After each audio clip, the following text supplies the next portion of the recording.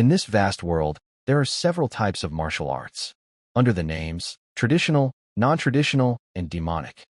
All the blood merged into one, and turning into a seething river, a traditionally untraditional demonic war was created.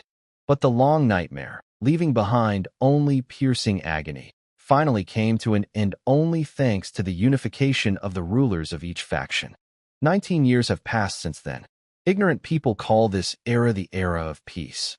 Although in fact, the most hidden war in all of history is currently unfolding. The guy studying history said that from the constant theft of funds from the divine cult to the leaked secret documents of the Miram Alliance, and even unauthorized surveillance of certain cult members deserves death. The guy closed the book in anger and said that these people deserved to have their family exterminated up to the third generation, and they kept crawling and crawling like damn rats. Standing in front of the protected area, they even dared to spy on the sacred lands of Mount Tian Shan, overflowing with the grace of the cult leader. Seeing the guy, the guard asked him what he was doing here at such a late hour. Let him leave immediately. And does he know who lives here? The guy replied that of course he does. This is the home of Enro, a rank 5 demon and vice commander of the military corps. But he doesn't want to communicate with them. Let them just open these doors, because he still has a lot of things to do. The guard didn't expect this and asked him, is he crazy? Who is he anyway? And who does he think he is, ordering them to open the doors for him? But suddenly one of the guards grabbed the head of the shift and didn't even understand what he was doing. But before he let him go, he told the guard to do what he was told. But things didn't go according to plan and he twisted his head off. The observer saw this and was shocked and could not believe his eyes that there was a traitor around them. Without thinking for long, he attacked him with his sword. The guy at that moment just watched as they fought, and his servants destroyed the guards. After the job was done, they approached the guy and said that they greeted the leader of the squad. In fact, the guy was in the intelligence unit of the Heavenly Demon Divine Cult and was the leader of the 3rd Squad of the Counterintelligence Corps. Everyone called him the Reaper of Death and hunting Zhang Yixuo's spies. He told the boys that it was a great job, and they had to work hard to infiltrate their ranks. Opening the doors in front of him, ISO said that now the 3rd detachment of the Counterintelligence Corps, from this moment on, with the power given to them by the leader of the cult himself, they will get rid of the spies of the Miram Alliance. The warriors immediately gathered around their leader and replied that everything would be according to the master's orders. The spies, hearing the unexpected steps, disappeared and did not even understand who these people were and what they were doing here. But the warriors of the leader ISO were very well trained for such work, and they sent enemies straight to the next world. The other spies saw that they were attacked immediately and prepared for battle, and they went into an unequal battle. But one of the spies turned out to be so fast that upon seeing this he immediately ran to the vice commander and said that they had big problems. The vice commander was enjoying the female sex at that moment, but the spy said that a few minutes ago a group of unknown people burst in, and they started attacking their people. The vice commander was a little busy, but when he heard about the attack he stopped. The vice commander was a rank 5 demon and a military corps commander. Everyone called him Enwo. Enwo didn't believe him at first and asked the spy what he was talking about and who dared to attack his house. The spy replied that the situation had escalated too quickly. They still didn't fully understand what was going on, and they were barely managing to contain them. Enwo got angry and said that they were useless idiots, and he was just warming up. And he asked, was it really some bunch of crazy bandits that had come to them? But this can't be, because in that case his subordinates would have easily dealt with them. The spy answered the commander that he was asking for forgiveness, but they had to hurry. After all, at this rate, there would be no trace left of their people. Enwo took his sword in his hands and told the guy to first tell him who he was anyway. Putting his sword in front of his throat, the spy became frightened and asked the vice commander what had come over him. Enwo answered him that he had planned everything perfectly, but had not taken into account one detail. After all, he perfectly remembers everything that belongs to him. His money, treasures, women with whom he spent the night, and even the lowest lackeys under his command. Every single one of them. But be that as it may, he does not recall ever having seen his face. Enwo said he would ask again, who was he? The warrior smiled and said he had hoped to lure him out. It would have been much easier that way. But still, things don't always go according to plan. The warrior took off his mask and said that the old man had to be given credit. When things got tough, he grasped everything on the fly. Enwo, seeing the guy's real face, was not even surprised, and immediately understood who he was. He said that it was impossible. After all, Zhang Yaiso was the mad dog of the counterintelligence corps. Enwo asked the guy what he was doing here anyway. ISO didn't expect that and asked him, "What do you mean?" Because the thing is, a message came in saying that Enwo was a spy. The vice commander made a surprised face and asked what he was talking about. Envy got angry and showed his face and started shouting, asking the guy what kind of nonsense he was talking about. The cultist, or rather him, is still hard to find. And the guy still dares to call him a spy? ISO replied that about a week ago, near Hubei province, Enwo attacked a trade caravan, right? But that's not all. Enwo killed all the merchants and raped the women. Enwo was not surprised and asked, "What's wrong with that?" The guy himself understands everything perfectly well. In their cult, this is just one of the traditional ways to have fun. Nothing more. And why was he suddenly acting like a righteous man? But ISO said that they had also received intelligence that these traders were connected to the Murim Alliance. And the so-called way to have fun was just to cover so that he could contact his handlers, wasn't it? He deliberately attacked this caravan to meet his contact. And what ruthless spies there are these days. Enwa asked, "What kind of accusations are these anyway?" He has never given any reason to doubt his loyalty. And let him show the evidence now, where the clues are. He can't do this to him based only on baseless guesses. ISO told him not to worry. They already had all the evidence they needed. And from such a message with the official seal of the Murim Alliance, hidden in his chambers. To all the treasures he got for his work as a spy. And every last coin.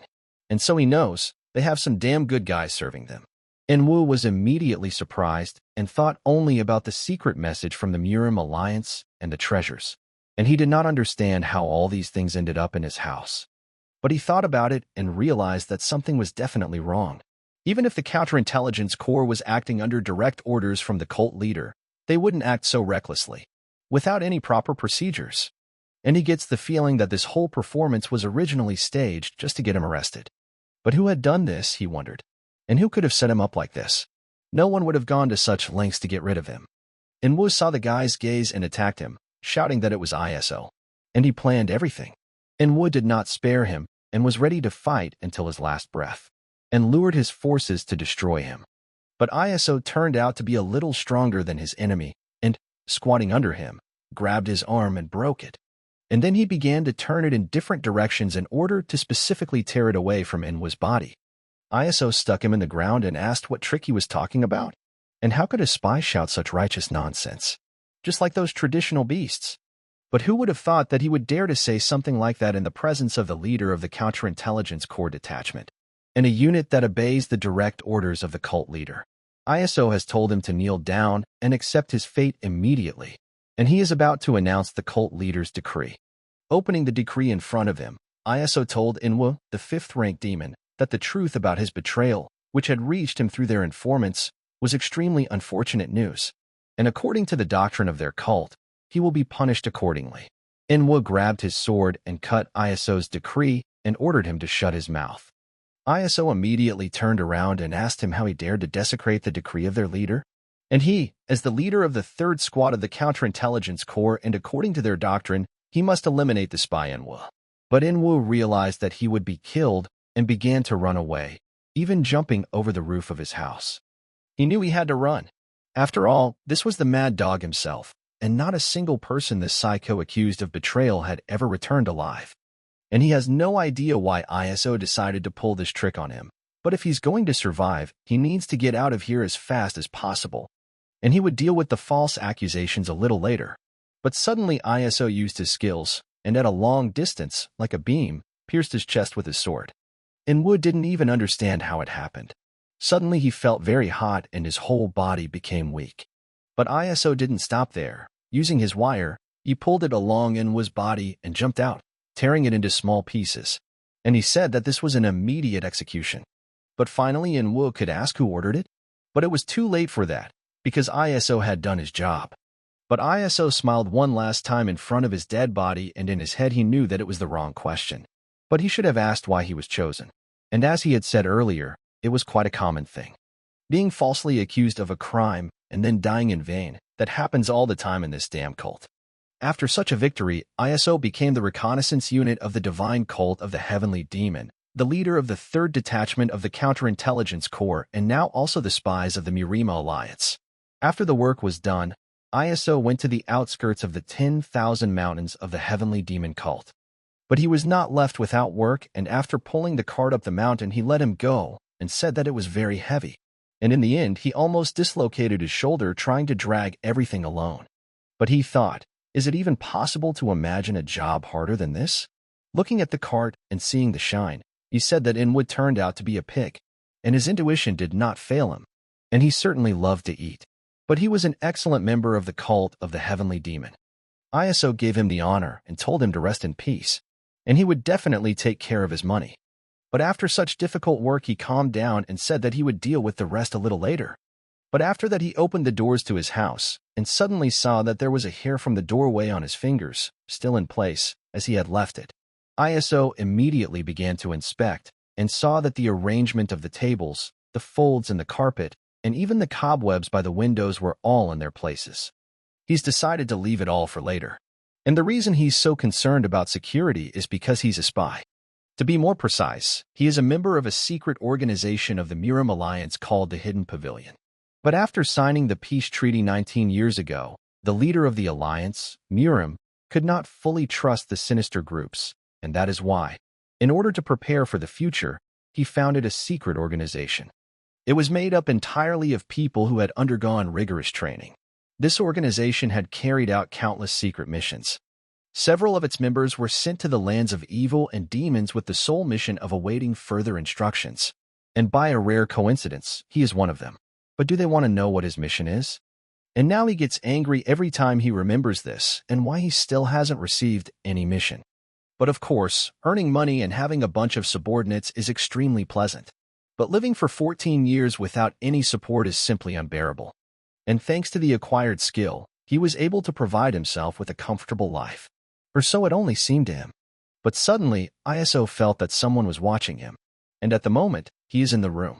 ISO thought, what kind of impudent fellow is this? He didn't want to attract much attention and immediately sent his knife at him. But the spy was a little smarter and faster. Seeing that he had been noticed, he destroyed the roof of the house and jumped out. After that, ISO saw that the guy had disappeared, and he wondered why he hadn't noticed his movements. But everything turned out to be much more complicated. The guy was still in the room, and using his moment, he immediately attacked ISO. ISO saw him out of the corner of his eye and dodged, but he already noticed that this guy was strong, and if he let his guard down, he could die. But ISO didn't waste time either and began to defend himself. The guy turned out to be one of the best warriors and struck with great speed. At that moment, ISO got a little carried away and got a wound right in the shoulder, and he continued to simply defend himself from the guy's blows. Suddenly, the guy also became a little distracted and saw that he was already wrapped in the thread of a flying dagger. But ISO did not kill him right away and decided to find out why he burst into his room and attacked. ISO was glad that he caught him, and now he definitely won't run away.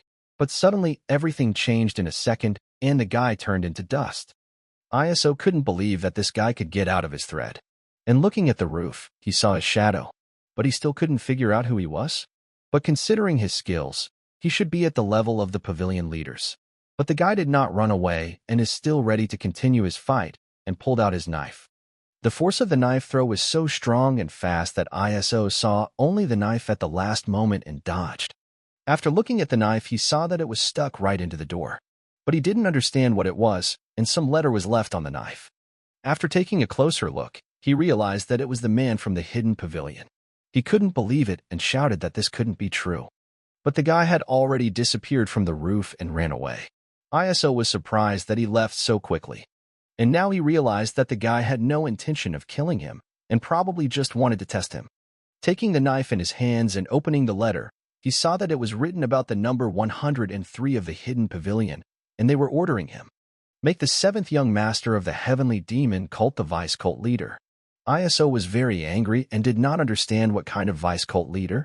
He was unhappy with this letter and kept thinking what kind of assignment they would give him after 14 years of waiting, and that meant they wanted him to make him the vice leader of the cult of the 7th young master Mao. ISO did not agree with their decision, because Mao was simply a loser who was gotten rid of by the cult leader himself. What kind of nonsense is this? Have they really all gone completely mad in Murim? After descending from the mountain, everyone found themselves in Hubei province, which is famous for Lake Dongting and sprawling mountains. But here is one of the branches of the Murim Alliance. From the outside, this place looks like an ordinary government institution. However, this is just a camouflage to confuse outsiders. The whole truth is hidden under the estate itself. But in fact, this place is the base of the Hidden Pavilion, the most powerful intelligence unit of the Murim Alliance. And here even the names are confidential. Suddenly, the vice leader of the Hidden Pavilion, Jigul Somi, came into the room. Somi said that she had just received a report from the contact they had sent to the 10,000 Mountains region, and he delivered their order to number 103. And yet, she has one question for her grandfather. Jigul-san, former advisor to the Murima Alliance, asked her, "What is this manner of speech?" He was already tired of repeating, "Here they must separate the personal from the public." And she still dares to call herself the vice leader of their pavilion? Somi realized her mistake and asked the leader for forgiveness. But he thought about the past. When they walked here together, everything was fine, but now it means everything is different. But he is always unpredictable as the leader of the pavilion. Sin told her to tell him what she wanted to ask him now.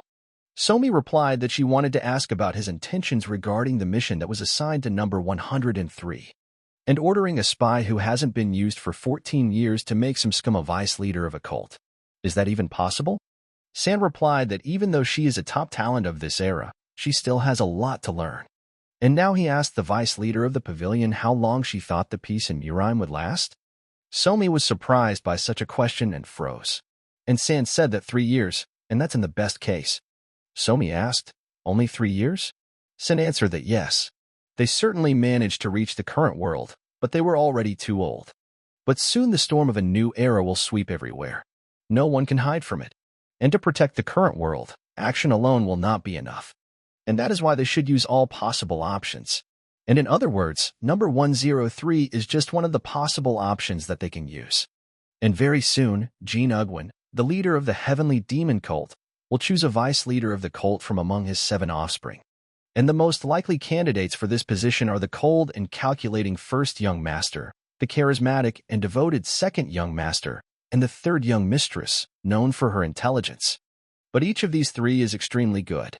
If any of them inherits the cult of the heavenly demon, the second non-traditional demon war will begin. And that means that after 19 years, the seeds that the Hidden Pavilion planted will finally bear fruit. And each one was created for the sake of peace. Somi was shocked, but thanked the pavilion leader for satisfying her curiosity. But it's time for her to meet the other members of the pavilion, and they will see each other during the report. But in fact, San thought and saw that, not involved for 14 years, he involuntarily recalled the moment of their first meeting. At that time, this guy was already filled with hatred for this world. However, because of the love for his only relative, he chose to live in the shadows. But in exchange for this, his youngest was accepted into a good family. And Somi, but no one left him unused.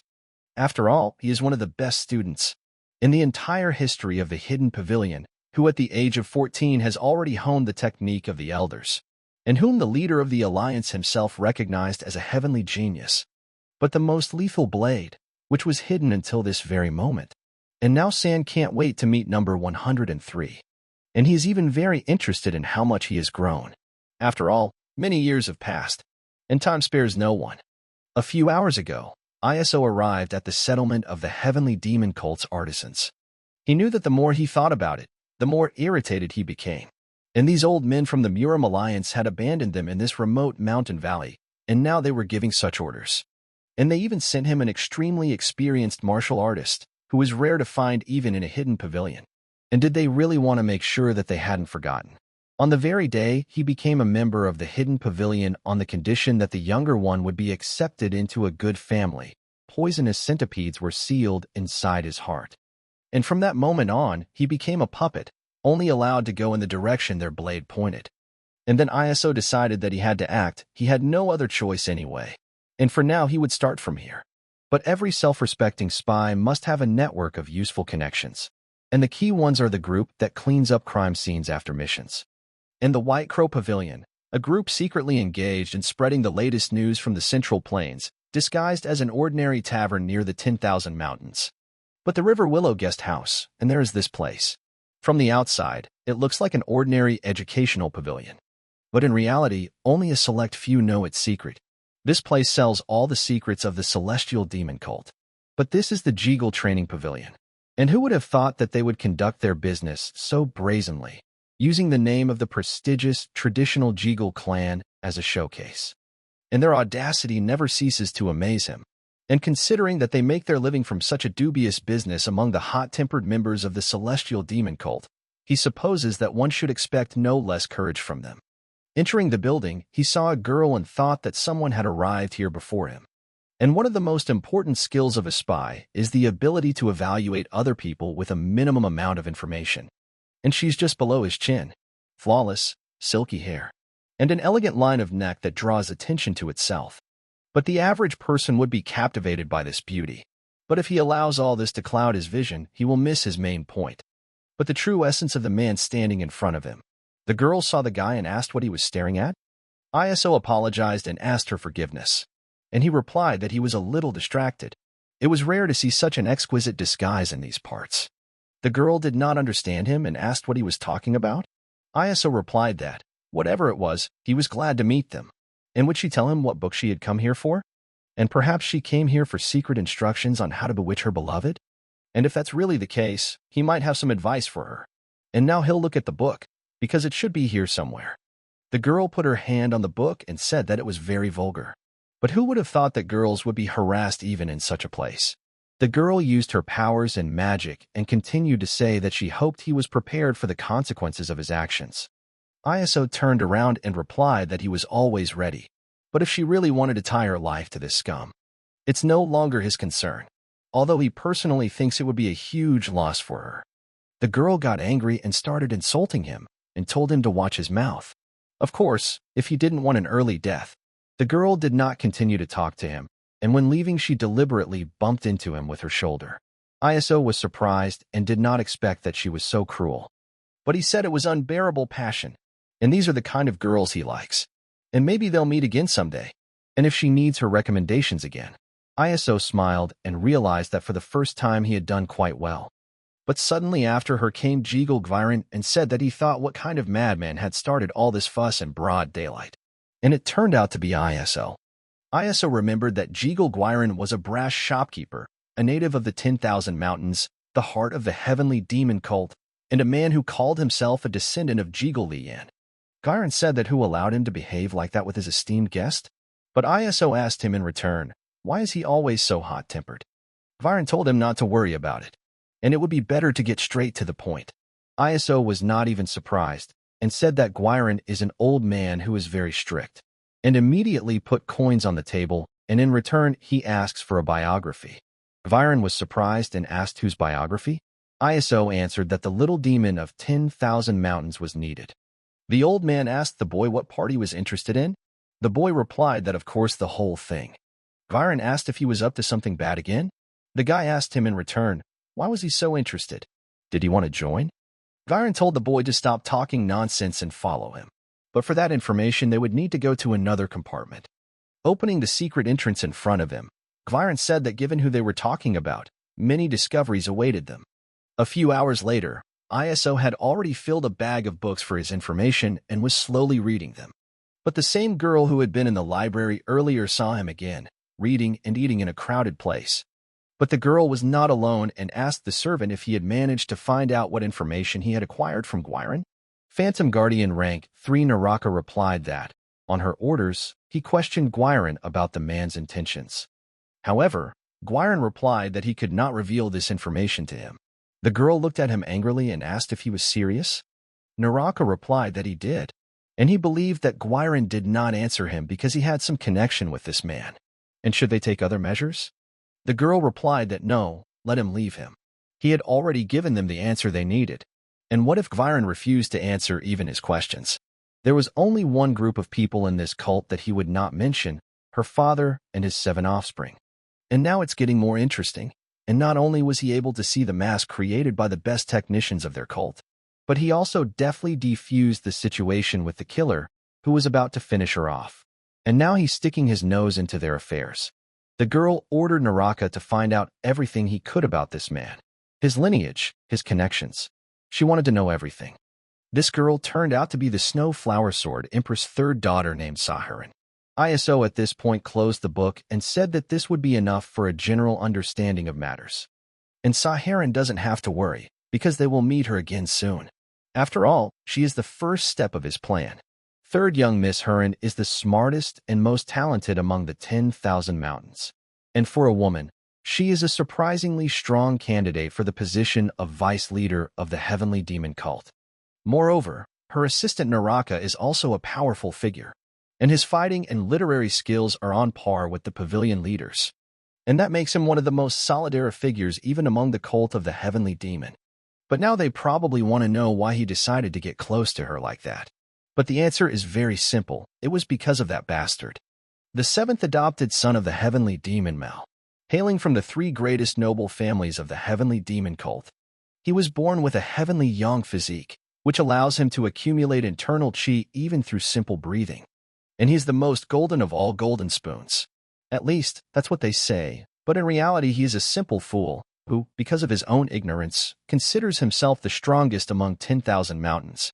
But he has a lazy character that even a grasshopper would envy. And what's more, once, while in a gambling house, this cretin left a divine object, given to him by the Heavenly Demon himself, as collateral. And the good-for-nothing young master who has lost all his support. And the only one he can rely on is the third young Miss Saharan. In other words, if he wants to gain control over Mao, Iona plays a key role in his plan. And now something tells him that he didn't make the best impression on her. But he needed to make the seventh young master of the Heavenly Demon cult the vice leader of the cult. ISO was thinking, what should he do with this meaningless task? But first he started to drip and determine the course of action. And even though he is no good for anything, the seventh young master is still an outstanding figure, as he belongs to the first rank of demons. And for someone like him, who had barely reached the seventh rank, it would be almost impossible to get close to him. And so his first step is quite obvious. He must become the assistant of the seventh young master Mal.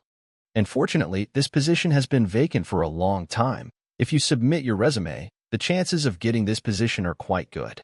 And the only problem is the greedy head of the intelligence unit, who won't let him go so easily. And so he will have to resort to bribery. Having dug a hole, he opened another passage underground, similar to a well. 7 years ago, he was looking for a place to hide all the valuables he had earned through espionage. That's how he came across this abandoned well. And at that moment, he could not even imagine that inside him he would find his repository of the Heavenly Demon. ISO greeted his vault and said that just looking at it was enough to improve his mood. And the fact that he took all these riches from the Heavenly Demon cult makes him even happier. He couldn't have earned even a tenth of these riches even if 3 generations of his family worked for the Miram Alliance until their deaths. ISO started looking around and thinking about what to choose. And suddenly he found a sword and decided that it would do. And this is a great sword with the purest gold, a golden cleaving sword. And if this sword catches the eye of a man obsessed with gold and swords, he will simply go crazy. ISO thought carefully and decided that he would do so. But since he had come down here anyway, he thought of trying his luck again. And he looked at the doors of the demonic wall with his gaze. In the Heavenly Demon's vault, he found many valuables. First, this white flying dagger called White Lightning. Secondly, a demonic art that accelerates the flow of chi and turns it into an absolute thunderstorm. ISO pulled out his knife and used the thunder transformation technique on the wall, and he released it at a high speed straight into the wall. ISO released all his energy into it and felt that a little more was needed. He saw that he only had 2 pupils left to get, and he just had to endure a little longer. Suddenly everything ended in a moment, and ISO said that he thought that today would definitely work out. And this was his 9,820th attempt.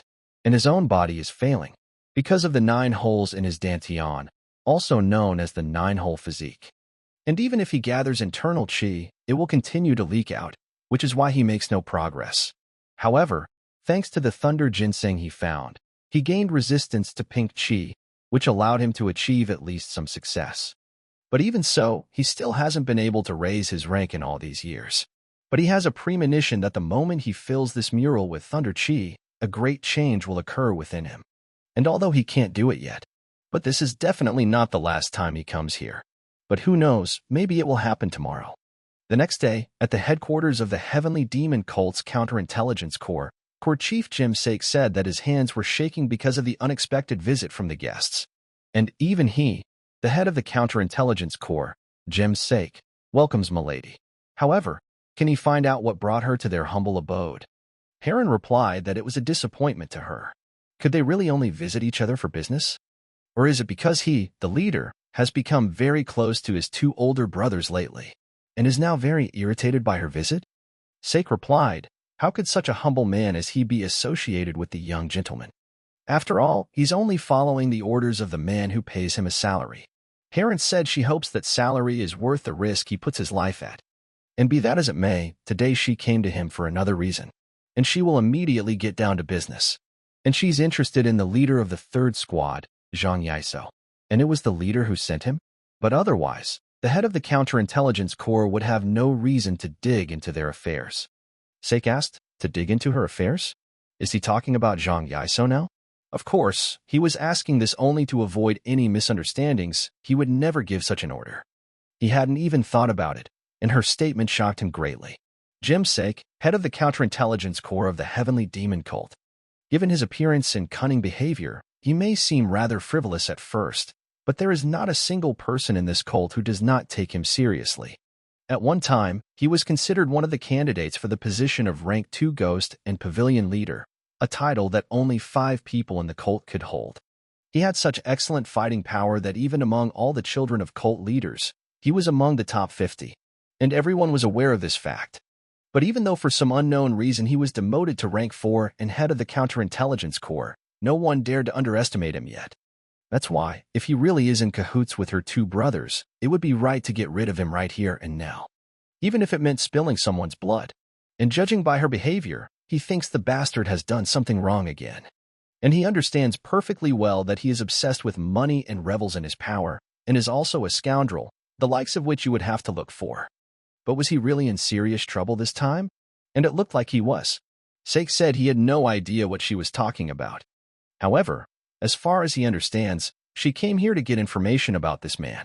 To put it simply, when it comes to solving various issues, this guy is a real genius. Heron replied that she very much hoped that was not all the information he had on him. And you see, her kindness has its limits. Sect said that of course she could ask how he dared to treat her like that, but first he wanted to clarify one thing. And did she, by any chance, extort money from him? And perhaps she somehow insulted him to his face, or even resorted to violence. Naraka asked the chief what kind of nonsense he was talking about. Who did he think the young lady was? Sect replied that if her answer was no, it would be a great relief to him. But if it were true, she would be in big trouble.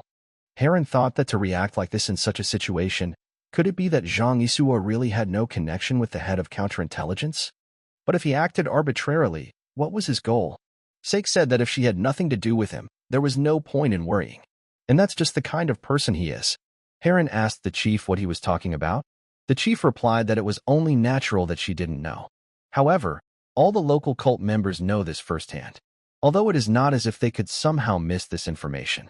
And from the Rank 4 demons Huang Ik and Chiol-yun to the Rank 5 demon Yanhua. And no matter how powerful they were, and no matter how strange it was, anyone who was on bad terms with ISO. And he was exposed as a spy, and with the help of irrefutable evidence. And she thinks that he doesn't need to explain how it all ended for them. After all, she already knows. And isn't that professional work? That's why they gave him a fitting nickname. And if something goes wrong, whoever his opponent is, ISO will bite him with all his fangs until he dies. After all, he himself is a mad dog. However, he would never turn those fangs against the young lady, and perhaps she should not mess with him after all. Although this is nothing more than advice from a stupid mentor to his former student. Therefore, he will not mind if she ignores it. Heron replied that if he didn't know what was going on, he should just forget about it, and she would personally reprimand him. And if he is innocent, he will live. Otherwise, they will not meet again. So they will simply forget about everything. Isn't that how the leader managed to survive all this time? And suddenly ISO came and started shouting at the leader that it was him. Sect, hearing his voice, was immediately shocked that everything had turned out this way for them. Heron was shocked and immediately recognized that voice. The chief asked ISO why he decided to show up at work, and what a nightmare it was. The head immediately told his guests to immediately hide behind the screen. Naraka was surprised and asked, "What kind of rudeness is this?" And how dare he speak to the lady in such a tone? And they say, strike while the iron is hot. Isn't this a great opportunity to take a look at the guy they're about to reprimand? The chief said that they should stay here for now, and in the meantime, he would find out what the guy was up to, but let them behave quietly. Naraka did not understand why the leader treated them like that, and why he put them in the closet. ISO was also shocked because he was shouting and the chief was not responding. But the chief did not pay attention to him and just continued drinking. But the guy was confused and asked what kind of demonstration of silence this was. This is usually how spies react when they are caught red-handed.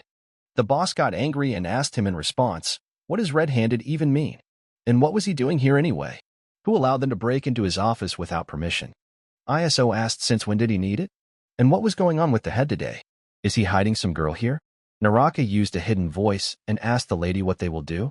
Let him just give the order and he would make him pay for his rudeness.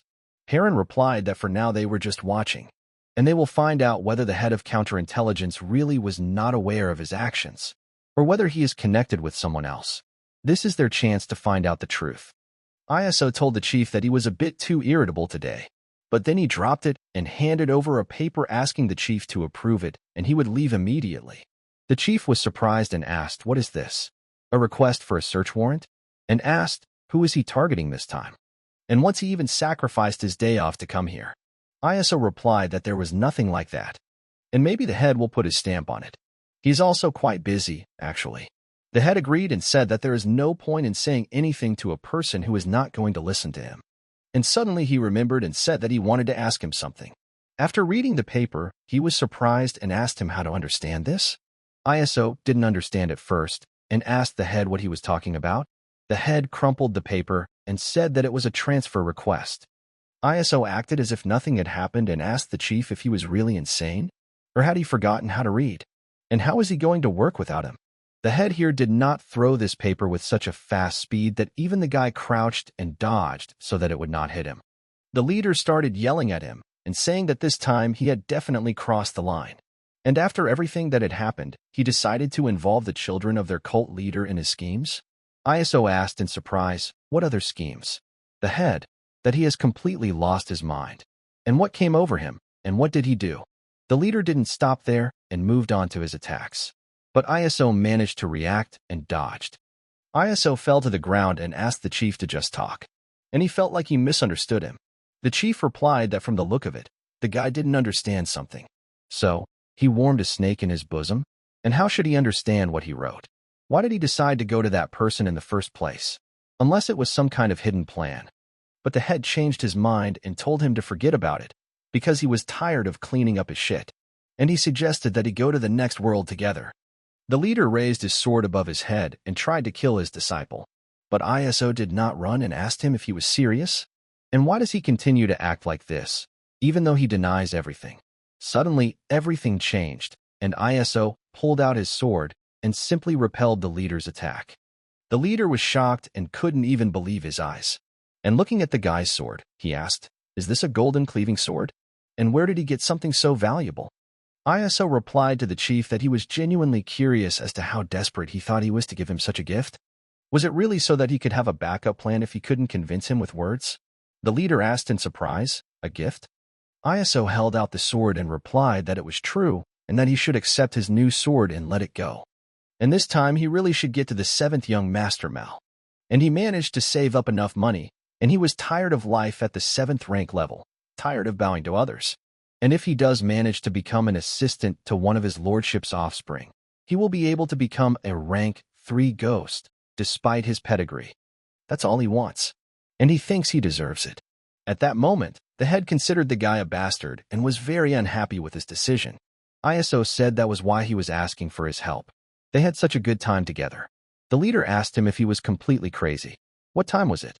And I thought that he didn't think he had any ulterior motives. And ISO just wanted honor. But even if their conversation confirms his innocence, he is still already on the list of the 3rd young mistress, so it will not be easy to support him. And it would be much better if he could dissuade him from doing so. And having decided, he asked the guy if he was sure he wouldn't regret it in the future. ISO was surprised and asked the leader what was wrong with him. He was Zhang ISO, and in his opinion, was he even capable of such a thing? And now he asks the head, because it will be much easier for him if he writes him a letter of recommendation. The chief made up his mind and said that the guy was just a fool. Picking up the letter from the floor, he put a seal on it and handed it to him. But in his head, he was telling him to go and find Madame Jean San in Moon River Village. After all, she was the one in charge of the guard exam. ISO was delighted and thanked the chief for such a favor. The chief said that he was not doing this at all because he gave him the sword. It is one of his duties as his boss to inspire his subordinates. And so, since he has already taken on this task, he should not screw up. But ISO looked at the leader and said that maybe he should have wiped his mouth before saying something like that. But be that as it may, he will go and prepare for departure. After all, he has been enduring difficulties alone for all these 10 years. But the chief told him that ISO should not forget that no matter where he was still a member of the counterintelligence corps. And so let him not let anyone's words drive him into despondency. And of course, he, like no one else, understands that he is not one of them. ISO was shocked by such instructions from the chief and thanked him for all the good things he received from his side. After he left, the chief said that he was going to head to Madame Jean San, and although they themselves heard everything. However, as she could see, this guy was only interested in his own desires. Is she sure she should go on such a long journey? Heron said that the boss was very protective of this subordinate. She would even say that it was completely unlike him. However, his dirty goals are a different matter. He must realize how self-assured his words are. And she would personally make him realize this fact. At that moment, ISO saw that the third mistress somehow thought so. It simply could not be otherwise. The position of guard is not suitable for everyone. And although it would be better to say that this position cannot be recommended to every person. In fact, a guardian is a person who is destined to become the right and left hand of a rank 1 demon, the strongest member of the cult. If the one he serves is given the position of leader, the guardian is subordinate only to him and has power over all other people. And that is why only outstanding personalities are suitable to serve as assistants to the young masters. From Naraki, one of the former leaders of the 5-Dragon Pavilion, to Wangsa, who caused chaos in the martial arts world, there is not a single assistant who has not made a name for himself. But given the third young mistress' serious nature, he could imagine how hard it was for her to accept the fact that she was a rank 7 representative, who decided to apply for this position after harassing a girl in the library. And most likely, she will try to punish him under the guise of an exam, all for the sake of maintaining discipline on Mount Tion. And then ISO said that now was the time to get support. And he couldn't wait to meet Heron. Just her and him alone. Half a month later, in the Moon River Village on the shores of Moonlight Lake, there is the most extravagant establishment among the 10,000 mountains. But they are filled with such forms of pleasure as singing, gambling, and attracting customers. At this time, a guest came to the Jade Immortal's guest house, and the servant came out to greet her and asked if she would be alone or if she was looking for someone. But if she wants something, just let her know. The girl pointed her finger at the man and asked how long ago he arrived here. The servant was surprised and, looking closer, asked, "Is she talking about that man?" But he is one of their regular guests. Of course, he is an incredible man, staying in the annex on the top floor of their establishment. He has been here for half a month, throwing money around like it was just paper. The girl answered, but what a pitiful sight this was. And the servant wants to say that all he has done for the last half-month is drink? The servant did not understand her and asked again. But the girl did not answer and said that he was saying that their guest house had an extension. She had never heard of it. The servant replied that she could understand. This place was only for the chosen ones. It was created for the most important guests of their cult. And it seems to him that he occupies some high position if he is interested in her and can put in a good word for her. The girl was surprised and asked him what he was talking about. The servant replied that a small tip and he would arrange everything. The girl was not used to this and asked him, "What kind of nonsense is this? And how is this even possible?" But suddenly ISO saw her and shouted that this was such a coincidence. And could this really be the same hot-tempered young lady from the Jeagle training pavilion? And he almost thought he was mistaken. However, he would not have confused this amazing aura with anything. People were shocked and did not understand where the voice was coming from. But then, looking closer, they thought that the man was talking about that girl, and because of her hat, almost nothing was visible. ISO shouted at her not to be shy to come over. And they could even share this drink since they had already met. The girl did not leave him alone and came up to him. But ISO said that it is not for nothing that they say that if an accident happens twice, then it is fate. And it's even funny that they met in such a place. The girl sat down at the table and replied that he still continues to talk this nonsense, even after all her warnings. Hadn't they taught him to be careful with his words? ISO asked her if it mattered now. And usually, in this place, people use alcohol at nighttime to enjoy each other's company. So he suggests speaking openly, and about why she came to him, the third young lady using the mask. Suddenly the guest looked at her, and seeing her in the book said that it exactly matched the description received from her. The chief immediately ordered his men to get ready, and in 7 minutes they would get rid of these creatures. Heron was shocked by his words and thought that he just said that he not only knows her true identity, but also predicted that she would come to him for help. But suddenly ISO said that he was joking, and there was no need to take everything so close to heart. And after all, there would be no point, would there? Why would a noble young lady be hanging around such a humble village? And if anyone were to discover her true identity, her secret adventures would become the only news discussed on the streets. And probably the young lady would never do such a stupid thing. And so enough of this pointless talk, and let's get straight to the point. ISO told her to tell him what she wanted from him. Heron replied that she had no idea what he was talking about. Why was she asking such questions? The guy replied that it was because she was his examiner. Or should he call her Madame Jean-san? Heron was shocked that he already knew about this. And he was right.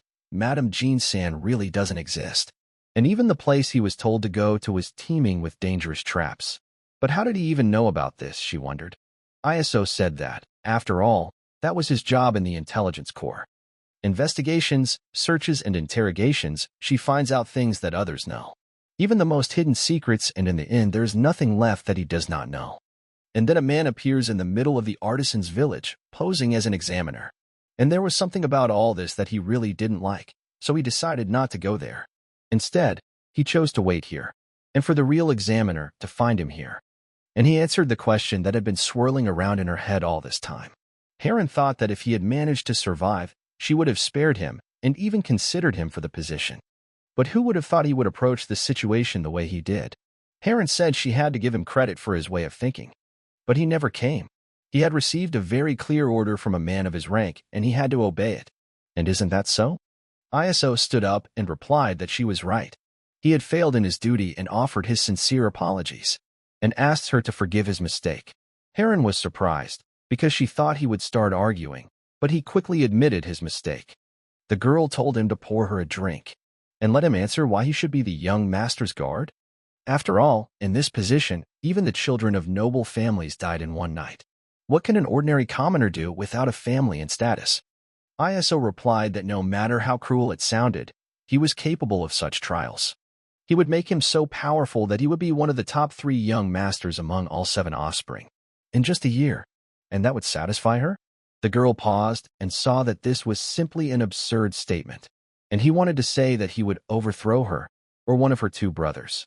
Heron said that she heard that he was just crazy, and it seems that the rumors were true. The guy replied that he was grateful for her compliment. But the girl said that everyone is good at chatting. Another question is whether he has enough skills to fulfill his promises. The guy replied that she was right again. Heron said that they had finally found a common language, and then let him prove that he really could deal with a couple of annoying rats. ISO replied that he simply had no other choice then. After all, it was her examiner's order. And pointing with his finger, he said that he would take care of those who were behind him. And he asked her what she would do? Heron replied that he clearly had a lot of balls to have the nerve to invite him to join this fight.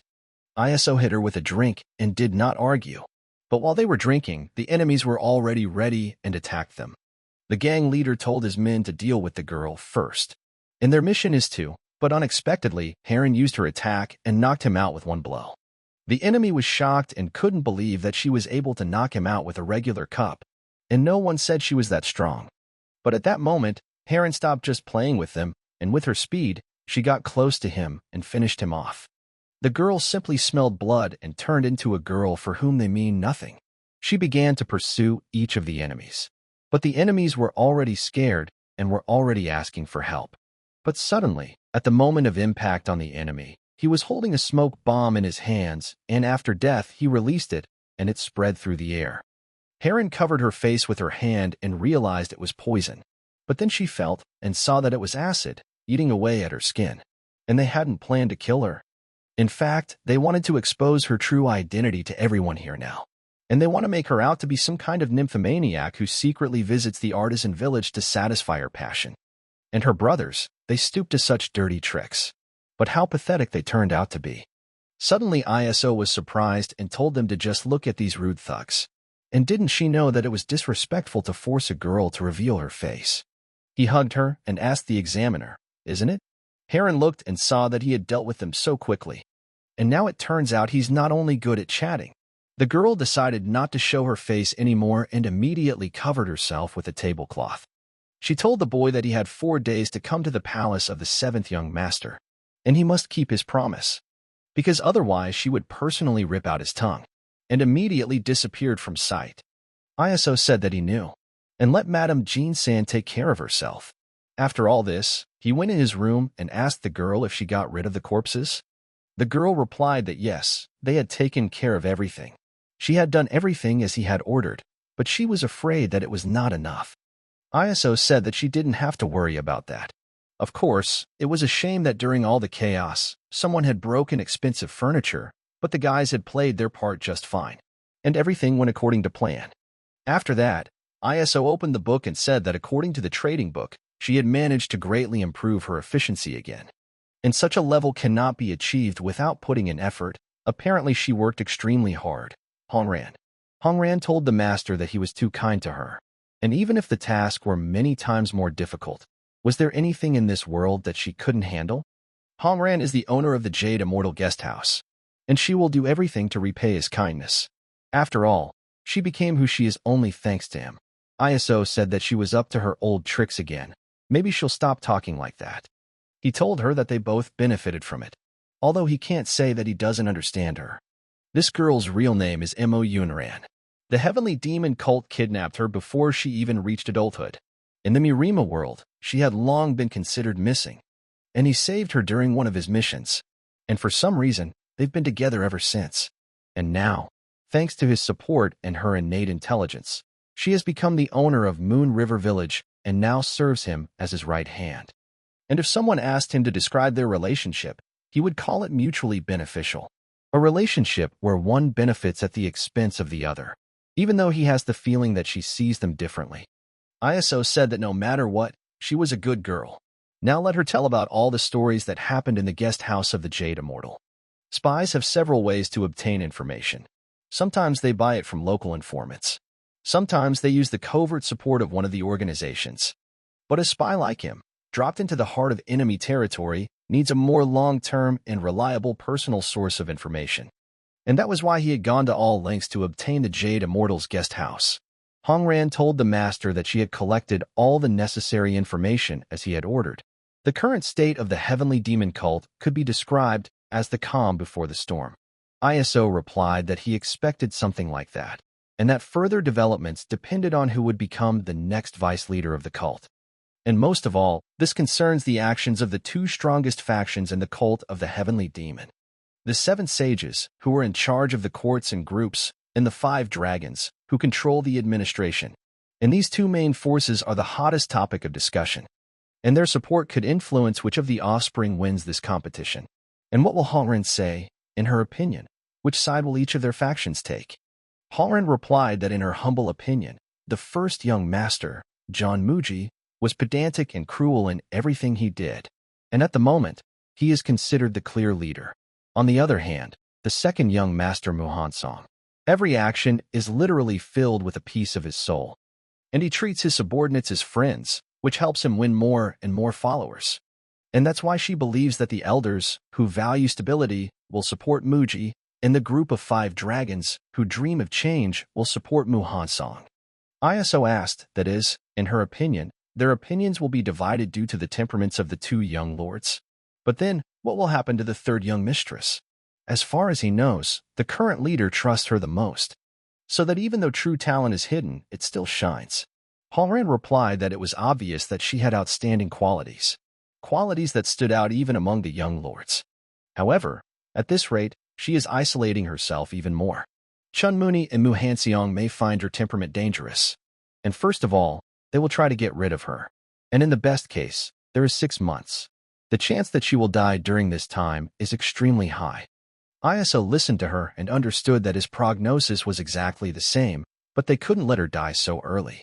After all, he needs her as a shield, at least until Mao is firmly established in his post.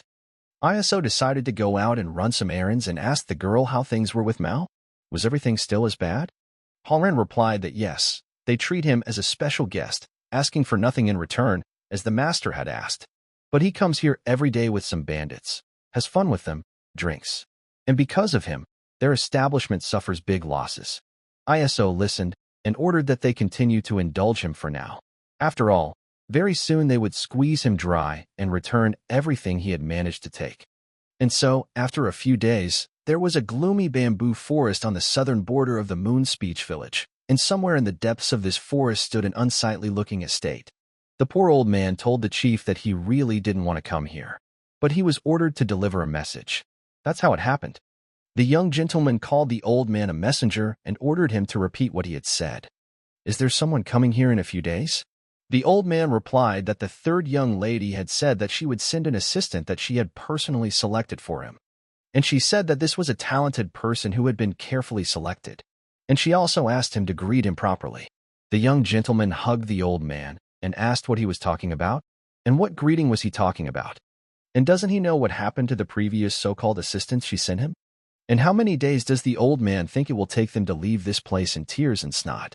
The old man began to hit the gentleman's hands and replied that he could not breathe. The young master said that since his sister had already decided to send him another assistant, he couldn't just throw him out of here. The gentleman asked what his name was.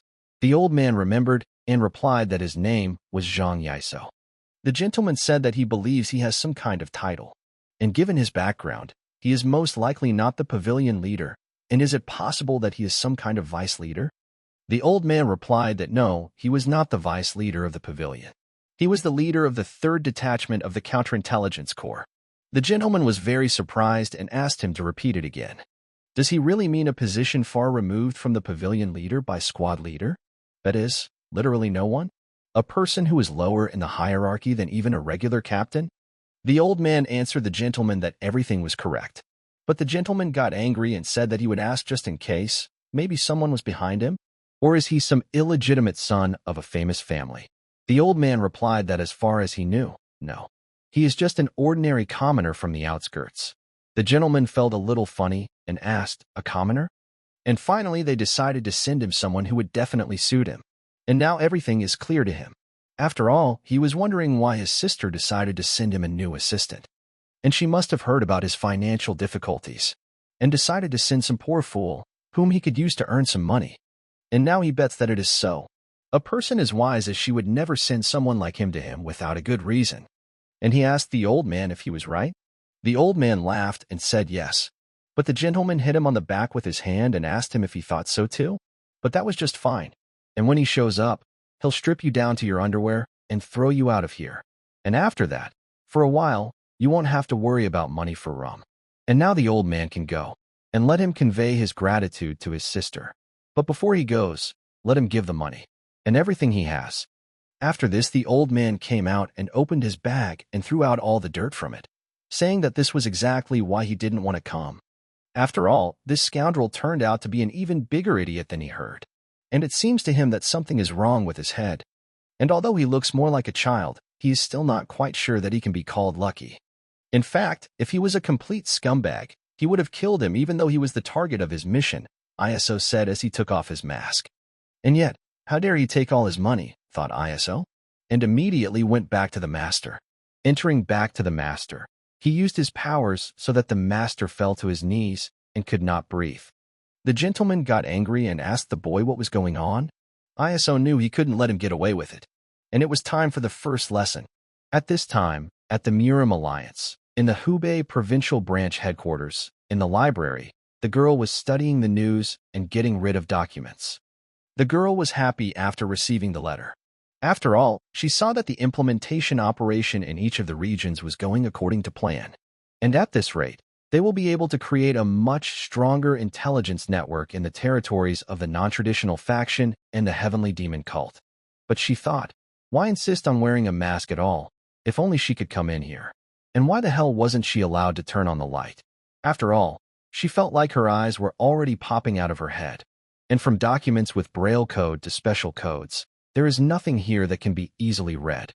And does grandfather really think that the head of her granddaughter is capable of surviving such a test? And she even thought about simply asking for a transfer. After all, she was starting to get tired of being in this terrible place forever, and all covered in dust.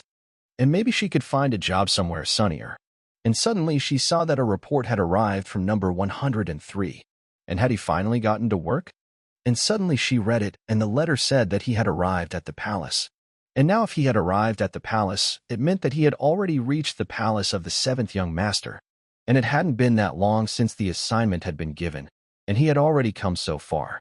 But she looked closer and thought that he really was planning to make this psycho the leader of a cult. ISO came back to the house and was shocked. He said that he understood everything immediately when he was still in the form of a messenger. And from the overgrown grass in the yard to the trash scattered everywhere, this place is a real dump. ISO thought, what was he thinking anyway? And no matter how deserted this estate seemed, without the servants it was almost too quiet.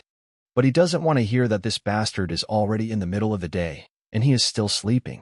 But suddenly he heard someone shouting outside the door. ISO introduced himself as a good man and asked the seventh young master if he was inside, and he was his new assistant. And could the gentleman spare him a minute of his time? Suddenly the seventh gentleman ordered him to come in. And at that moment ISO thanked him and said that since the master did not mind, he asked for forgiveness for the intrusion. And suddenly a fist flew at him from the gorge. The gentleman simply laughed and said that he was greeting the pathetic leader of the squad, and he would consider it a greeting, so let him lay out all his money and get out of here. And if he doesn't want to get even more, and suddenly in a moment ISO managed to react and immediately grabbed his hand. The gentleman was a little surprised and did not know how it happened. After all, this guy managed to dodge. But ISO would not allow him to treat him like that any longer, and he climbed on his master from both knees. ISO saw him as nothing more than an average bastard, but that was what he expected, and he simply couldn't let him get away with it. After all, there are 3 families in the heavenly demon cult that occupy leading positions. In addition to their duties as elders, they also serve the cult leader directly. A sage of discernment who is the mediator of Mount Chan, second elder Chan Osun of the Chan family, and even a ruthless warlord who has no equal in terms of bravery and loyalty, third elder Meng Chulin of the Meng family. And the most respected among them is the one who is considered a level higher, the silent dragon Amugi, who has held the position of first elder for 4 generations. First elder Ma Ilsong of the Ma family. And Mao comes from the Ma family, one of the most prestigious families of the heavenly demon cult. Hongren previously said that the cult leader chose him by chance during his visit to the Ma family, after which Mao was adopted as the cult leader's adopted son. And strangers might think that he was very lucky, and that his life's path was strewn with countless flowers. But in reality this path was extremely thorny and filled with rotting and poisonous weeds. In fact, the 7th young master was an illegitimate child who was looked down upon by everyone. He was even forced to sweep the family courtyard. ISO said that was it. At that time, the Ma family was promoting the cult leader's adopted son, Ma Yishan, Maelson's eldest son. Hongren replied that it was absolutely true. That was why the Ma family was completely at a loss. An illegitimate child sweeping the courtyard attracted the attention of the cult leader. From the Ma family's perspective, it must have looked as if the servant and his master had switched places. ISO said that at that moment, it looked like it was a great honor for the Ma family. They even held a celebration for it. But this was just a show for the public, so that their family would not fall into disgrace. And among those who knew the truth, it had already become a generally accepted fact that the Ma family had long ago abandoned Mao. And some even believed that the cult leader, Jin Ugwin, decided to adopt Mao only to keep the Ma family under control. Hongran saw that it turned out that the gentleman himself had already understood everything. After all, countless informants had sweated their eyes out to obtain this information. And my lord, is there any detail about the cult of the heavenly demon that has escaped his attention? Hongran told the master that everything was correct. And considering that the first elder Ma Ilsong supported the first young master Chung Muji instead of Mao, and it's safe to say that it's almost officially confirmed. ISO replied, what a ruthless old man. And even though Mao is a half-breed, he is still his flesh and blood, but the old man still continues to treat him with such disdain. ISO wondered if they really wanted to make this idiot the leader of the cult. And what was this old geezer, the leader of the hidden pavilion, planning? And has he really become completely senile? But in essence, this would definitely not have happened to him. But be that as it may, this bastard Mao is just another criminal with his own tearful backstory. And now ISO remembered that he had just one method that would be perfect for training such a scumbag. The seventh gentleman asked what the hell was going on here. ISO replied that how was that even possible? He is the seventh young master. The thing is, he thought that the master was attacked and reacted without even thinking. ISO said that he didn't mean to disrespect him the first time they met. And he really is sorry. And he's about to die of shame. The seventh gentleman raised his head and told the guy he was crazy, and immediately passed out and fell to the ground. Afterwards, ISO told Mao that he was pleased to meet him and hoped that they would become friends. A few hours later, Mao came to his senses and screamed, asking what had happened. Looking around the room, he saw that he was in his own quarters. But let them not say that this psycho made his bed and left, and even fixed the door. And he became generally interested in what was wrong with him. And suddenly he saw a letter on the bed that was left. ISO wrote to the gentleman that he looked extremely tired, so he decided to take his leave. And they will return in a couple of days to greet him again with all the formalities. Mao got angry and mentally told ISO's assistant that they would do just that. But who did he think he was to give him an order? Mao tore his letter into little pieces and said that this pathetic squad leader had gone completely crazy. And if you think about it, this crazy asshole. And he's pretty sure he wasn't imagining it. He was definitely smiling at that moment. After admitting this, he became even more angry and said that he was not so simple. But let ISO just wait, he would give him an unforgettable greeting. But in this place there was a city called Tian Shan. This is the birthplace and gathering place of all members of the cult of the heavenly demon. And since this place is a hotbed of the demonic path, tens of thousands of cult members who swore allegiance to their leader took root here, and thus formed their own small country. But in this way, the control of the new religion did not affect everyone. Some factions could easily form their organizations here and accumulate power. And this place is one of those groups. The Black Dragon faction led by Yun Tae, a former rank 6 ghost. They have been dominating Wonha village for quite some time. It can be said that this organization has a very solid foundation. At this moment, Black Dragon faction leader Yun Tae saw the seventh lord and thought, what's going on here? And why is he in such a mood? But first, he needs to defuse the situation. Tae turned to the seventh young master and asked what brought him to their humble abode. They were just gambling among themselves. If he was bored, he could join in. Mao asked if he thought he was in the mood for it now. Tae was scared and replied that he was not and apologized. Mao told him to forget it, because he had something for them. Someone was bothering him, and he wanted them to deal with him. His name is Zhang Yaiso, and from tomorrow onwards, he will be taking over as his assistant. Tae thought for a moment and told the master that if he is his assistant, it means that he is at least a rank 3 ghost, and he wants them to deal with such a monster? And all the other warriors even wondered what they did to the master. Tae asked, but what can they do? They have already taken on another task, and he is afraid that they will not be able to help him with this problem yet. And if it was really urgent, he could ask someone else. But Mao got angry and slammed his fist on the table. But the blow was so strong and ominous that with one blow the table broke into 2 parts. Tae was shocked that he broke a table with his bare hands, and a 120-kilogram table with metal reinforcement. Mao asked him if he was sure they couldn't help. Tae got scared and replied that of course they could. They had plenty of free time. And be that as it may, they are just ordinary scum. What can they possibly do against his assistant? Mao told the boy that he hadn't learned anything yet, but he was already shaking with fear. Wasn't he tired of whining yet? After all, the person he was talking about was a rank 7 ghost, so. But Tae was surprised and asked in surprise, a rank 7 ghost? And this person should become his assistant? The master replied that he had said exactly that. Tae was also angry and asked where that bastard had come from, and for some 7th rank ghost to spoil the young master's mood. And let the gentleman not worry, he will remember this lesson for a long time. Mao asked the boy if he had a sudden surge of confidence, but then he'll be waiting for them tomorrow morning, and let them take someone stronger with them. And if they're late, they're done for. Tae replied that everything would be as it should be. They wouldn't dare to be late. And finally, let the master take care of himself. After all this, the guy sighed and said that finally this scoundrel had left. He only comes here when he needs something. But in any case, we need to gather people. And what was the name of that rank 7 ghost? The warrior replied, Zhang Yaiso. Suddenly Tay turned to the warrior and asked, who is he? Doesn't he know that only the leaders can attend the meeting with the young master? The warrior apologized and said that he was new and therefore did not know, and was already leaving. Tay looked at him and saw how children were these days. But he wondered how long they had this guy. After the guy closed the door, he took off his mask and said that Mao was just a bore, and although it was not surprising, he always behaved like that. But that was a good thing.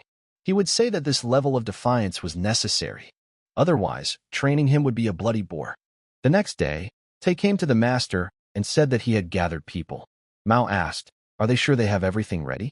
The warrior replied that he would never fail with his order, and he brought here the strongest and seasoned guys.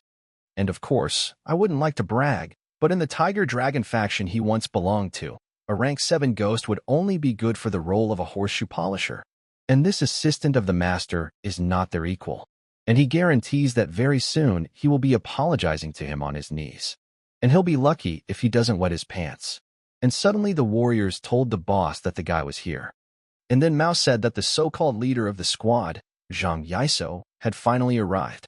Iso was not afraid of anyone and stood right in front of the biggest warrior. The warrior said that he heard that the boy dared to bother the 7th young master. It was the leader of the Tiger Dragon group, Som. Iso replied that it was probably true, but who was he? After all, such wide-set eyes meant he had a very good field of view. The warrior replied that his name was Som. Iso was not surprised and said that this name suited him perfectly. He had no doubt about it. Iso asked them if they were sure that Soma had a place in the Black Dragon faction. He would have understood if it was Vion. The catfish got angry and asked the guy how he dared compare him to some fish. Did he want to die? And immediately began his attacks. Mao asked the warrior if they had already started dealing with him. Tay replied that he had asked them to wait for the master to arrive. And now he believes that they simply could not restrain themselves. And sometimes they really do whatever they want, but only because they are endlessly loyal to the young master. But when they went outside, they saw a picture of Iso knocking out one of the strongest of the group. Iso looked through his pockets and said that Som, as a bandit, had 2 empty pockets, and there was nothing to take from him. Mao suddenly came up to him and asked, who is he? Iso raised his head and asked in surprise, is the 7th young master here too? And his assistant Zhang Isuo reports on the start of his first day of service. New. He caught him off guard, and it so happened that he showed him disrespect. But how does Mr. Mao feel? Mao called him dirty words and asked him if he was serious now, and how dare he ask about his condition. And this is some kind of joke? Iso laughed and replied that he often heard such compliments. And could the gentleman tell who these people were? Had he gathered them here for his welcoming ceremony? Mao replied that he had. And the more people, the better. He would be able to enjoy his welcoming ceremony to death. But what would the boy say? He still wanted to be his assistant? Iso said sure. His dreams were grandiose, but his origins were rather humble. And he hopes to advance in his career as the assistant of the 7th young master. And in other words, he is simply trying to grab onto a lifeline. Mao got angry and shouted that he was an idiot. And in that case, he came to the wrong place. Didn't he know that he had hit rock bottom? Iso told Mr. Mao that he didn't have to worry about that. In fact, the boy knew that he knew him better than anyone else. Iso told the master that he just needed to follow his instructions and they would lead him to the top. Mao was surprised and didn't understand what this guy meant. And was this guy completely crazy? Why is he even listening to his words so carefully? He's just trash. A pathetic rank 7 ghost. But Mao turned to his servants and asked, how long are they going to stand there stupidly? Let them get to work already. Tay answered the master out of fear that he understood. After this, Tay immediately got angry at his warriors and asked why they were standing there. Let them quickly get to work, and give him a warm welcome. All the warriors immediately after such an order, all at once attacked him. Iso asked the young master, what did he say? The more the better, right? And now he sees that he and Mr. Mao think alike. Tay suddenly raised his head to the sky and asked, not understanding, what is this? At that moment he shouted that something was approaching them. Iso stood still at that moment and waited for his subordinates to help. The soldiers asked who they were, and was this really an ambush? And suddenly one of them recognized Iso's guys and said that these were the blood-red robes of the Counterintelligence Corps. Iso said they had arrived here so quickly. When did he manage to call them? The boy thought. And now that all the guests were here, it was time for the real welcoming ceremony. And suddenly the head came out and told ISO that he was a beast. After all, he doesn't understand how to understand this? That is, he didn't take him into account? Mao was shocked at this moment, because Sect, the head of the counterintelligence corps, came to him. And the master of Sister Heron, one of the few chosen ones who have access to personal audiences with the cult leader. And he is one of the strongest representatives of the new generation. But what is a man of his caliber doing here? And isn't ISO just an ordinary leader of some squad? The chief turned to Mao and introduced himself, saying that he, the head of the counterintelligence corps, welcomed him. The warriors also knelt down and said that they welcomed the seventh young master. Mao was surprised and asked, why the same? The chief replied that even if he left his home, he was still a member of their family, and so he came here to put in a good word for him in front of him, and he would also like to check out his future place of residence. And as far as he understands, there are no special expenses expected here, and this option suits him perfectly. Tae was scared at that moment and realized that he was finished. And who would have thought that a pathetic rank 7 ghost would turn out to be a member of the fierce counterintelligence? And what's more, if the head of counterintelligence himself is so worried about him, it means that he is one of the key figures for him. He got involved with the wrong person. But suddenly ISO looked at them, calling them scum, and asked, are they still here? Can't they see that respectable people are hanging out here? Or should he personally teach them a lesson about when not to interfere in other people's affairs? Tae immediately told the young master that scum like them clearly had no business being here. Mao was surprised and asked what he was talking about. But Tae was already running away and shouting after him that he was grateful to the master for everything. But they were already leaving. Mao got angry and asked where they were running. ISO was looking at Mao at that moment and told him to look carefully, because this is reality. But when he was around, they acted as if they were completely loyal to him.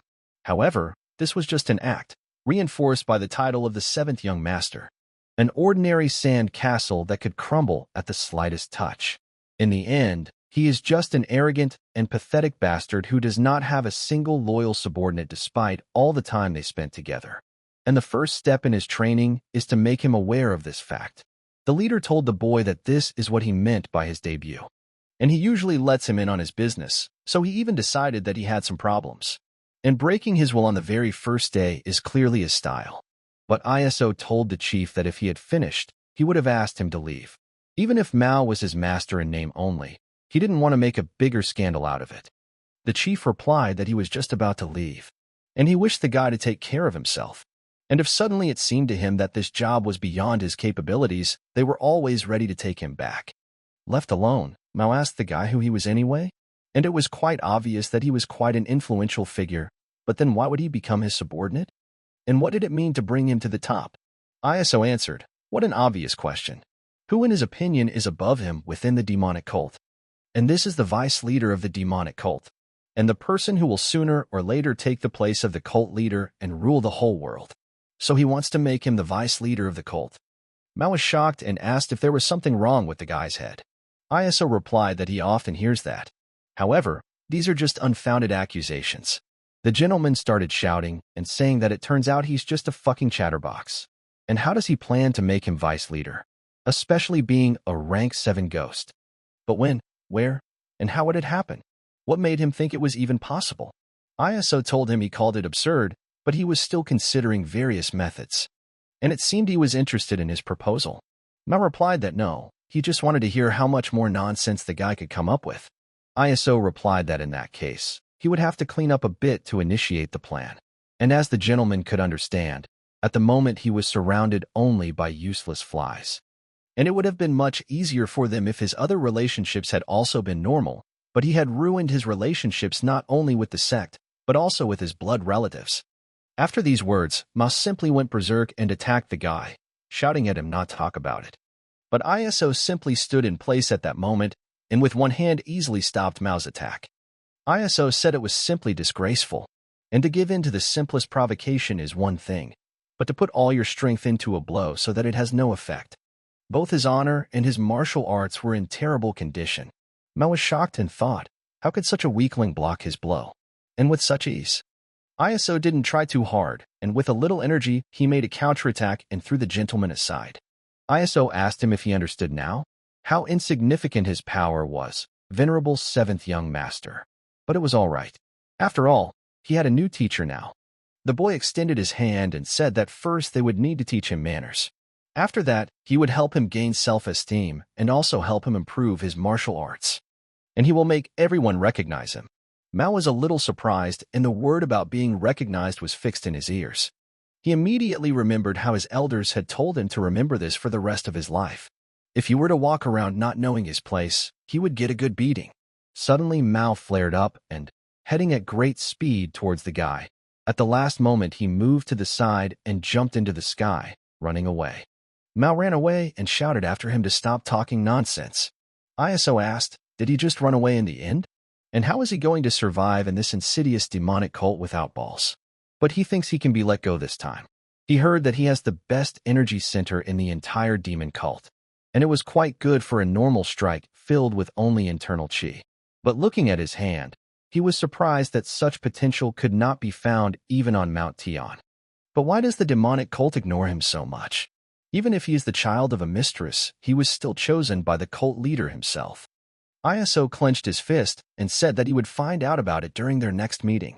And for now, he would leave their violent master alone, at least for a while. And now it was time to clean up his surroundings. Mao arrived in the city and was very upset. He started shouting in front of everyone that he was about to die of shame. After all, he understood that being beaten by an unknown 7th-rank ghost, listening to all this nonsense about honor and martial arts, about how it would lead him to the top. But what upsets him most is that he actually listened to the words of this idiot, even if only for a short time, although he, like no one else, understands how ridiculous those words are. Suddenly someone came up to him and asked who they had here. Could it really be the 7th young gentleman himself? The boy asked. Mao turned around and immediately recognized the guy. But the guy started laughing and said that it was not a surprising meeting. He was just about to visit him. And just fine, he was just about to ask the pride of their cult for a small favor.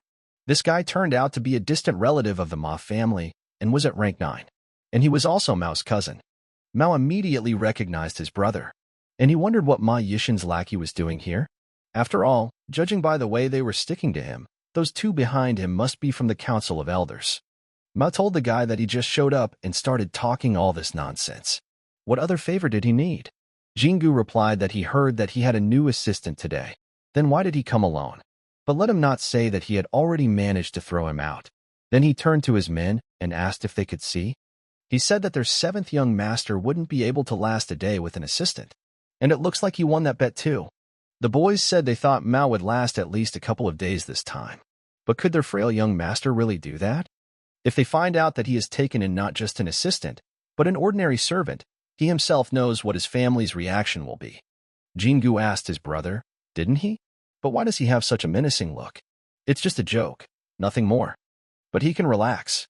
And he can go with them to the Jade Immortals guest house. They haven't gotten together for a long time, so he's treating them.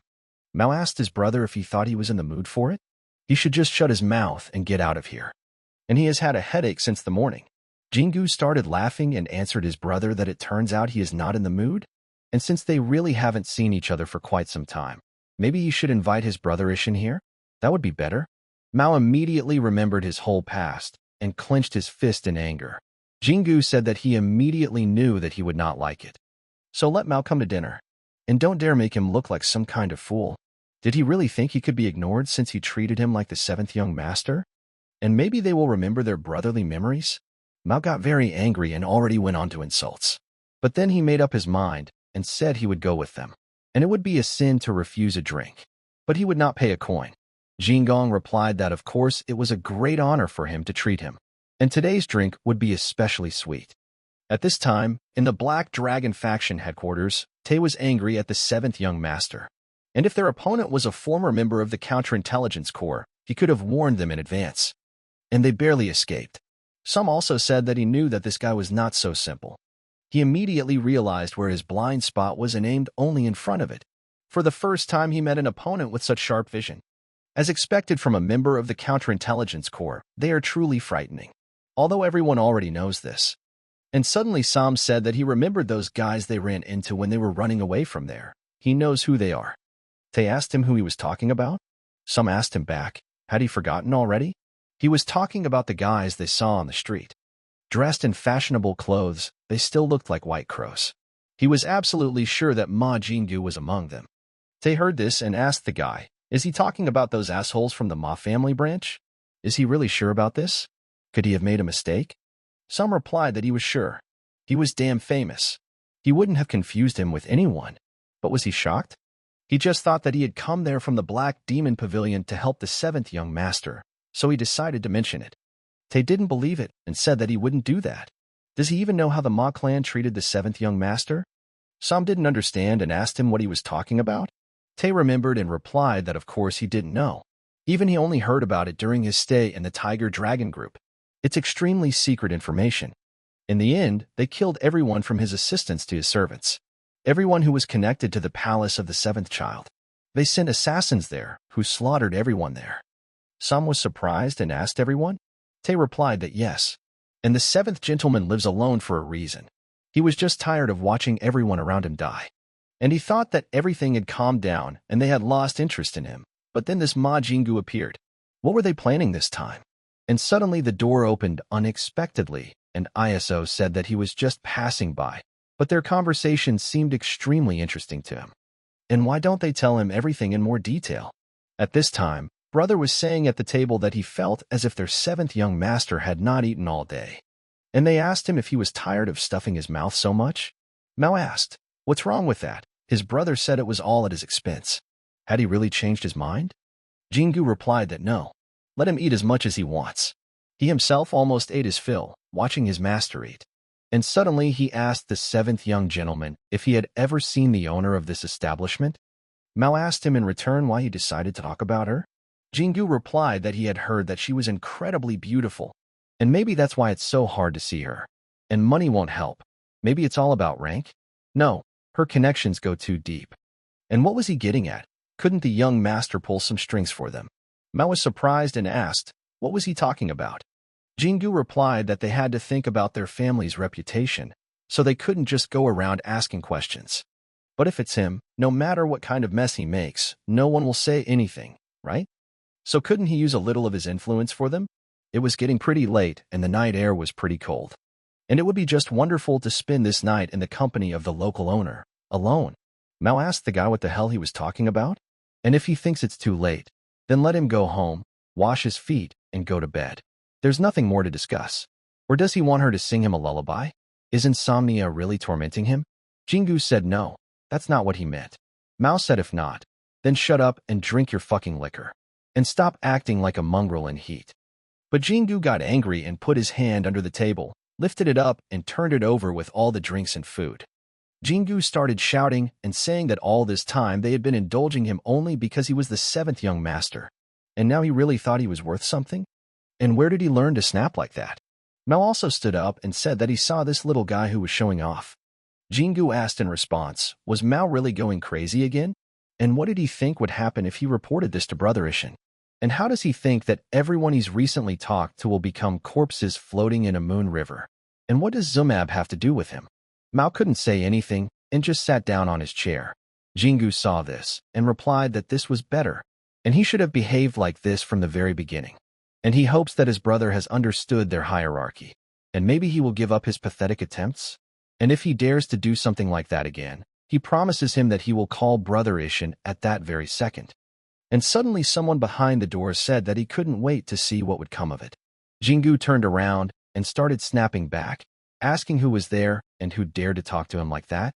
And then suddenly a knife with a rope flew out of the window, which immediately surrounded Jing's neck. And after that, ISO pulled the rope towards himself, knocking him down, and burst into the room to them. Jingu didn't understand what was going on, and how was he supposed to understand it? But ISO simply didn't let him continue speaking and stepped right on his head with his foot. ISO looked around and said that this is where the young master is, and it looks like he got there just in time. And his new assistant ISO arrived.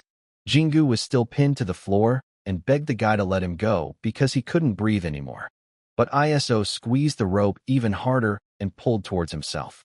But Jingu screamed that he was dying. And then ISO said that this was the point. That was why he was doing it. And he squeezed the rope even tighter. Mao asked, has he completely lost his mind? And asked ISO personally, what is he doing? Let him go immediately. And if he really dies? But remembering all the unpleasant moments again, he decided and said that he could hold on a little longer. And then he changed his mind again and asked him to forget his words and let him go, and let him listen to what they were telling him. Iso let go and replied that if this was what the seventh young master wished, then he was obliged to obey. Jingu turned around and started cursing, asking how he dared to behave like that with the master. Grabbing his sword, he said that he wouldn't get away with it. But Iso immediately raised his foot and stepped on his face again. Iso asked the young master if he was okay and if he was hurt anywhere. Mao replied that the boy looked much more injured than he was. Iso said that even in such a situation, he worries more about others than himself. And the generosity of the seventh young master truly shines brighter than the full moon. And his assistant is delighted with him. And he can't understand how one can be so kind to someone who tried to harm him. Jingu stood up and asked in surprise, harm? What kind of nonsense was he talking about? Why did he think that they wanted to harm Mao? Did he mean the seventh young master? Iso asked, how else could one describe what happened? Exactly 5 times, he saw with his own eyes how Jingu hit the young master hard on the head 5 times. Usually his eyesight doesn't fail him. And if he didn't want to hurt him by doing this, then what exactly was his intention? Jingu realized he was in trouble and tried to reply that this was their usual greeting. Iso got angry and asked Jingu what he meant, that this was not the first time this had happened, and how dare a despicable worm allow himself to do such a thing. Jingu was frightened and replied that no, that was not what he meant. But then he asked Mao, who is this anyway? And why does some pathetic assistant dare to interfere in the affairs of the Ma family? And does the impudent fellow know who is standing in front of him? Iso replied that he knew very well who he was. Ma Jingu, a member of one of the branches of the Ma family, and also a pitiful ghost of the 9th rank who could not obtain an official position. And he's a good-for-nothing parasite who lives solely on the Ma family's reputation. One day, Baeksu will no longer be his servant. And who did he think he was pointing his blade at anyway? Iso suddenly walked up to him and grabbed him by the arm where the sword lay.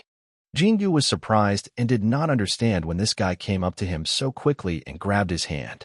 But Iso did not waste time and knocked the sword out of his hands and slammed it right into his chest. But he didn't stop there and continued to deliver his strong and powerful blows to him.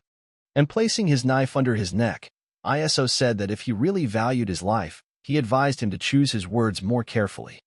Jingu immediately understood that he had heard that this guy was only a rank 7 ghost, so where did he get so much strength from? He had once heard that the third lady herself had chosen him. Had she been secretly training him? He wondered. And whoever he was dangerous. Jingu started yelling at Mao not to stand there like a pillar, and even ordered him to get rid of this madman. And does he really think that the Ma family will sit back and do nothing after they treated him like this? And is he really sure that he can handle the consequences? And this incident will not go unnoticed. He will report directly to Ma Yishin and the head of the family, and they will definitely receive the strictest punishment. And then Iso entered the conversation again, and, breaking his finger, said that he warned him. But he decided to ignore his words. And if he was trying to intimidate the 7th young master, the supreme leader's adopted son, an aristocrat, and a rank 1 ghost with just the name of the Ma family? And was he prepared to repeat those same words to the cult leader? Jingu replied that he was not, and that was not what he meant. Iso asked him, about the head of the family, he was referring to Ma Ilsong, a rank 2 ghost? And he dared to threaten the 7th young master with such an insignificant figure? And this clearly shows the rebellious intentions of the Ma family towards the cult leader and the new religion. And he wouldn't mind if he reported this to the higher-ups himself, would he? Jingu was surprised and asked him what he was talking about, and then suddenly changed and said that he had simply misspoke, and it just slipped out of his mouth. Iso put a knife in front of his face and said that it was a very convenient excuse, and in that case he won't mind if he also makes a mistake, and he'll start by cutting out his tongue. Jingu realized that everything was bad and turned to the 7th Lord and asked him to spare him. And he made a mistake. He drank too much, and he will never cross that line again. And so he asks Mao at least this once. Mao knew that his brother was lying. He knows people like him very well, of course. With a blade in his mouth, he will beg for mercy and tears. But as soon as the danger passes, he will return to his old ways. After all, he simply cannot resist it. It is in his blood. But even so, Mao thought, what can he do? This is his fate, and ordered Iso to stop and let him go. And no matter how much his words angered him, everything he said was true. Besides, they really couldn't handle the consequences. So let him throw it away. And if this continues, about half of the Moon River village will be buried. ISO accepted his words and replied that he understood everything. And he said that he happily carried out his order. But ISO didn't leave Jingu just like that and took strength into his hands, lifted him up, and threw him straight out the window. The guys were shocked and ran to the window and asked why exactly like that. And they asked their master if he was okay. ISO asked the master what surprised him so much. He himself had told him to leave him. That is exactly what he did. Mao was shocked by what happened and asked the guy if he was completely crazy. He meant his knife, not Jingu's. Everyone heard from downstairs Mao yelling at the guy that he was just crazy, while Jingu was completely broken and couldn't move.